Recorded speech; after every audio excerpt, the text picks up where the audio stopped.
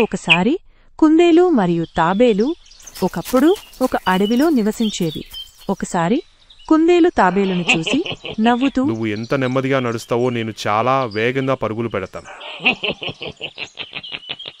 అని ఎగతాళి చేసింది. దీనికి తాబేలు సమాధానమిచ్చి, అయితే నువ్వెంత వేగంగా ఉన్నావు, కానీ ఒక పరుగు బంధం పోటీ పెడదాం అని సవాలు విసిరింది. కుందేలు ఈ మాట విని పెద్దగా నవ్వుతూ, నువ్వు నాతో పోటీ చేయాలనుకుంటున్నావా? సరే అయితే. రెండు ప్రాణులు ఒక గమ్యాన్ని నిర్ణయించుకుని పోటీ ప్రారంభించాయి.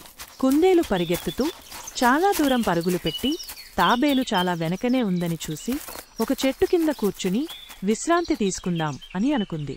అది నిద్రపోయింది. తాబేలు నెమ్మదిగా కాని నిరంతరం ముందుకు సాగింది. చివరికి అది గమ్యానికి చేరుకుంది.